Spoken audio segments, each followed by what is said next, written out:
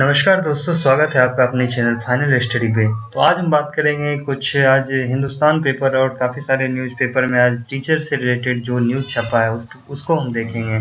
जैसा कि आप देख सकते हो, अगर आप हिंदुस्तान का ये अगर आप कटिंग देखो तो बिहार में विश्वविद्यालय कॉलेजों को जल्द मिलेंगे 4500 शिक्षक, और इसमें छठे चरण से रिलेटेड भी कुछ बात कही गई है। तो चलिए उसको देखते हैं, आखिर क्या कुछ शिक्षा मंत्री ने कहा है।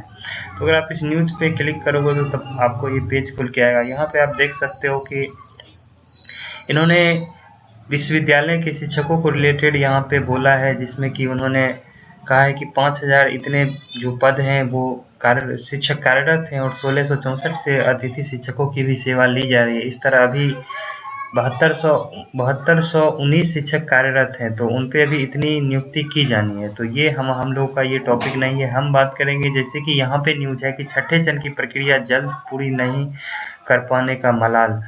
तो इसमें इन्होंने कहा कि शिक्षा मंत्री ने एक पूरक सवाल पे कहा था कि सरकार चाहकर भी माध्यमिक और उच्च माध्यमिक शिक्षकों के छठे चरण की नियुक्ति प्रक्रिया जल्द पूरी नहीं कर पा रही है, इसका हम लोगों को मलाल है। इस मामले में न्यायिक आदेश आ गया है, जिससे जो इस नियुक्ति के लिए जो पात्रता नहीं रखते थे उन्हें भी शामिल करने की बात कही गई है। सरकार ने हाईकोर्ट से आग्रह किया है कि हमें अभी छठे चरण की नियुक्ति प्रक्रिया पूरी कर लेने दीजिए, आगे की नियुक्ति में नए पात्रता रखने वालों को शामिल करेंगे, जिसमें उम्र में भी छूट भी दी जाएगी। हरिभूषण ठाकुर के एक अन्य सवाल पर मंत्री ने कहा कि जिन अनुमंडलों में एक भी डिग्री कॉलेज नहीं है, वहां इसकी स्थापना प्राथमिकता के आधार पर की जा रही है।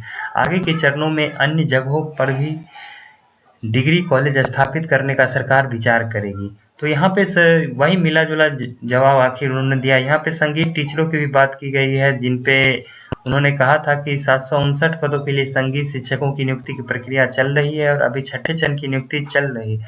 इसमें इसके बाद सातवें चरण की प्रक्रिया चलेगी। ये दोनों चरण पूरे कर लिए जाने पर संगीत शिक्षकों की नई नियुक्ति के लिए पात्रता परीक्षा ली जाएगी।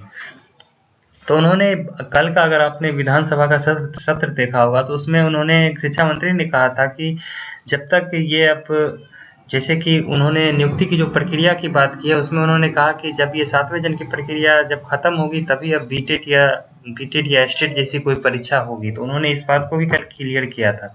लेकिन जब भी कोई विपक्ष का विधायक या कोई भी उनसे अगर पूछता है, उनसे पर्सनली भी जाके पूछता है, तो वो यही जवाब देते हैं कि सातवें चरण से रिलेटेड जो जब छठा खत्म होगा तभी सातवां शुरू होगा। तो ये बयानबाजी हर तरफ से चल रही है।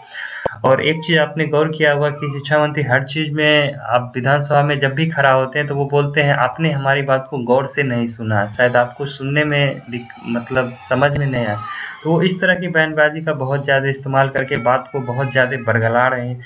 तो अगर आप यहाँ पे भास्कर का कटिंग देखो तो भास्कर में भी इस तरह की खबर आज जो छपी है, जो कि आपने यहाँ पे माना जो कॉलेजों में इतना पद खाली है, ये इसी न्यूज को उन्होंने उधर लिखा है।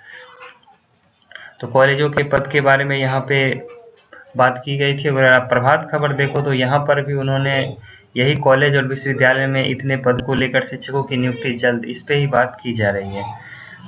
तो यहाँ पे आप देख सकते हो एक लाइन यहाँ पे एक ऐड जो किया गया, नियमित नियुक्ति होने पर अतिथि शिक्षकों की सेवाएं समाप्त हो जाएंगी। यानी कि मंत्री ने बताया कि नियुक्ति की प्रक्रिया को तेज करने के लिए बिहार लोक सेवा आयोग की जगह बिहार राज्य विश्वविद्यालय सेवा आयोग के माध्यम से शिक्षकों की नियुक्ति कराई जा रही है।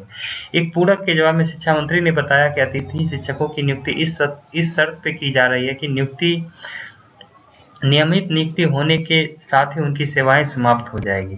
तो ये सारी जो न्यूज़ थी वो कॉलेज और विश्वविद्यालय से रिलेटेड थी, और बस सातवें चरण से रिलेटेड बस एक यही अपडेट था जो उन्होंने फिर वही अपना घिसा पिटा जवाब दिया है। लेकिन एक अपडेट आप ये जरूर कह सकते हो कि शिक्षा मंत्री ने साफ कर दिया कि अब बीटेट और एस्टेट की परीक्षा तभी होगी जब सातवां चरण समाप्त हो जाएगा। तो अगर आप इस चैनल पे नए हैं तो इस चैनल को सब्सक्राइब करें और दोस्तों के साथ शेयर करें। एस्टेट से रिलेटेड जो भी जरूरी इन्फॉर्मेशन होगी वो हम इस चैनल पे आप लोग के लिए लेके आते रहेंगे। धन्यवाद।